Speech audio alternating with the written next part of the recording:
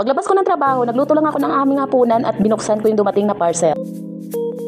Nagpahinga lang ako saglit bago nagluto ng aming hapunan at nung nakapagpahinga na ako, ayan, inaayos ko na yung mga kailangan ko sa pagluluto. Ang lulutuin ko pala ngayon mga auntie is putserong baboy. Naghiwa muna ako ng kamatis at binalatan ko na rin yung saging, tapos yung saging hinati ko sa gitna. Yung ingredients ko sa putsero is kung ano lang meron dito sa bahay namin kasi gawa nga hindi naman ako nakapamalengke ngayong araw. Kaya mga auntie, kung may kulang man dyan, kayo nang bahala magdagdag kapag magluto kayo ng putsero.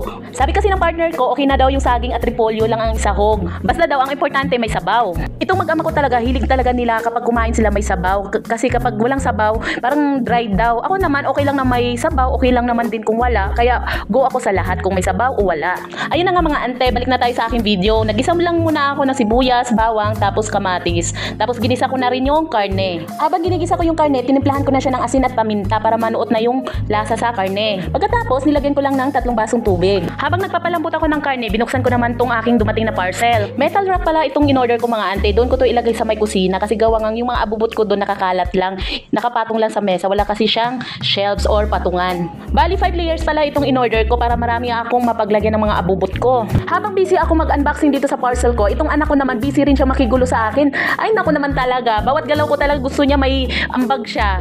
Pero natutuwa naman ako kasi lagi niyang sinasabi na tutulungan niya ako. Pero imbes mapadali yung trabaho mo, mapapatagal kasi ito nga, may extra din siya. Pero okay lang kasi nakikita ko na willing siyang tumulong, di ba mga ante? Ayun na nga, tiningnan ko yung dumating kong order kung may kulang ba or may sira ba sa pinadala nila, pero wala namang kulang at wala ring sira. Kapag umorder pala kayo nito mga ante, yung 5 layer pwede niyong gawing dalawa. Halimbawa, yung isa 2 layers tapos yung isa 3 layers kasi yung stand niya hati naman. Kung bali, lahat-lahat itong stand na pinadala nila sa akin is 8. Pero kung ayaw niyo ng hati, gusto niyo yung straight na 5 layer lang, ipagdugtong niyo lang yung stand na kagaya nito, pinagdugtong ko. Tapos yun, ginawa ko siyang 5 layer, straight siya na 5 layer. Dahil sa excited ang ante niyo na ma-assemble agad itong metal rack niya, ito nagsulo siyang gumawa, nag-assemble ng metal rack niya. Dapat kasi mga ante kapag ganito, dalawa kayong gumagawa kasi yung isa tagahawak tapos yung isa tagakabit ng bolts. At ito na nga mga ante, nakabit niya na yung unang layer.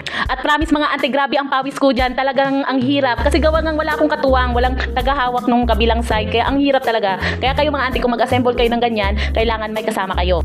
Iniwanan ko muna yung inassemble ko at tiningnan ko muna yung niluto ko kung may tubig pa ba or malambot na yung karne. Nung malambot na yung karne, nilagay ko na yung saging. Antayin ko munang maluto yung saging bago ko ilagay yung repolyo. Naglagay pala ako dyan mga ante ng siling green para may kunting bango at saka kunting anghang. At tamang-tama naman din na dumating yung partner ko tapos nakaluto na ako, kaya naghain na ako at kumain na kami. O siya mga ante, kain tayo! Paano ba yan mga ante? Hanggang dito na lang aking video. Thank you for watching. Bye-bye!